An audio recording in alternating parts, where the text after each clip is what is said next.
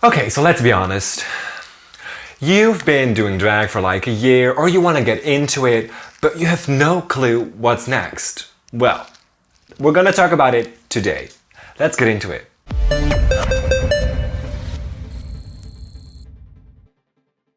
So hi guys, my name is Room. I've been doing drag for like 3 years. I think I have a lot to share. There are a billion tutorials on YouTube showing you how to do drag makeup. But what goes beyond that? How do you pick your drag name, your drag style? How do you promote yourself on social media? There is a lot to drag that people do not tell. And I want to get into this. So this is the first video of a lot that I'm going to make. And in this video, I don't get my words out! And in this video we're going to talk about identity. How do you get started? How do you dip your toes into the world of the drag queens, the wig ladies, the performers, the queer artists? Yes. So how exactly do you get started with drag? I made 5 tips for you, and let's get into the first one. The first one is simply play around. Try every color you can. Try every shape you can. Because if you're just already have this idea of what you're going to be without experimenting, without trying out new things, then you're missing out a lot. I think that you should have at least tried white eyeliner up until here on your face, up until here on your face, black liner, giant liner, small liner, big lips, no eyebrows, no lashes. Try everything. Because that's a thing that I figured out with myself. I wanted to be something from the first second, and simply that does not work. So seriously, don't be too fast with trying to figure out everything and trying to be perfect at everything. Allow yourself to experiment, because this is what you're going to be happy with when you're doing drag for like 2 years and you're like, oh, I tried that doesn't work, I tried that, I love that. I also strongly encourage you to watch a lot of different makeup tutorials from different artists or drag queens or women, because you can see a lot of great techniques from different people and you can learn a lot from different people. See, I learned a lot from people like GARLAND or Miss Fame or even Nikki tutorials. Seriously, you can learn a lot from different people. But don't try to be copies of them. And when you do makeup, first finish an entire face before being like, no, I don't like this, and I'm washing it off. Drag only comes together when you have everything on that you want to have on. The second one is shift your mindset. I'm beyond grateful for the thing that RuPaul's Drag Race has done to, well, show me the world of drag. But there's also a bit of a negative side that comes with it, and that is that everyone is now a supermodel, or everyone has to look a certain type of way because of Drag Race. And that's not always the case, because there are a lot of people that try to look messy just because they want to look messy. A great example for this is the drag queen Christine. She always looks like a demonic mess, and I love that. That's her thing. You don't have to look super polished or whatever. If you want to look like a sketchbook, then look like a sketchbook. If you actually want to look like a model, then you can look that way. If you want to look like a cartoon character, look that way. If you want to look like a trash bag, look that way. There is no one who should tell you what to look like. There are no limits, there are no standards. If you do not want to wear nails, I do not want to wear nails because I think they're uncomfortable and I cannot work with them, so I don't wear them. If you don't want to wear heels, don't wear heels. If you don't want to wear pads, don't wear them. You are the master of your own art. The next thing is, what is your goal? Say you've been doing drag for like a year and you have experimented, you know how you want to look, whatever, then you have to make a goal.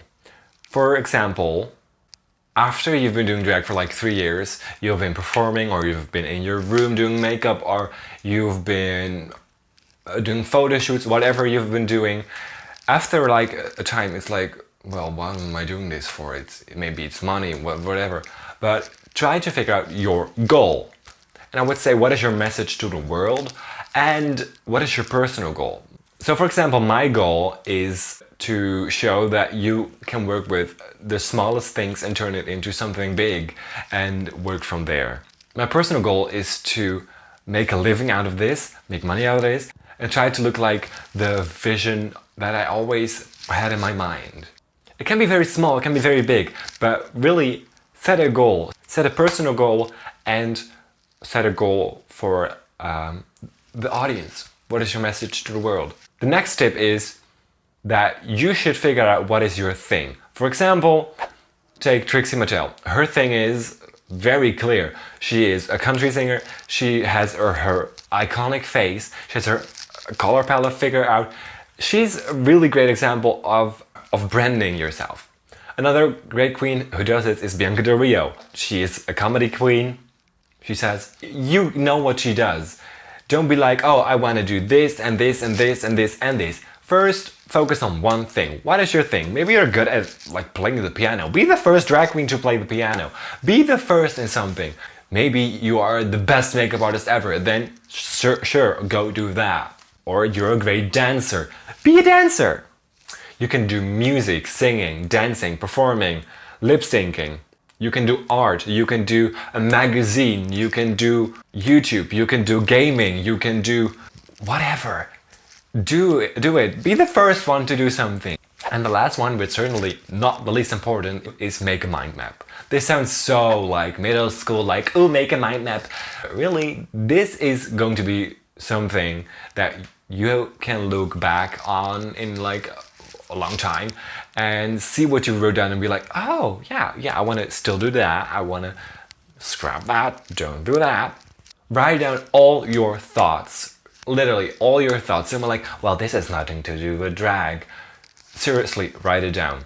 Some examples of what you want to do in your mind map can be 3 fictional characters that you want to base your drag off. For example, for me, people that I wanted to base my drag off were Miranda Priestley, because I love her personality.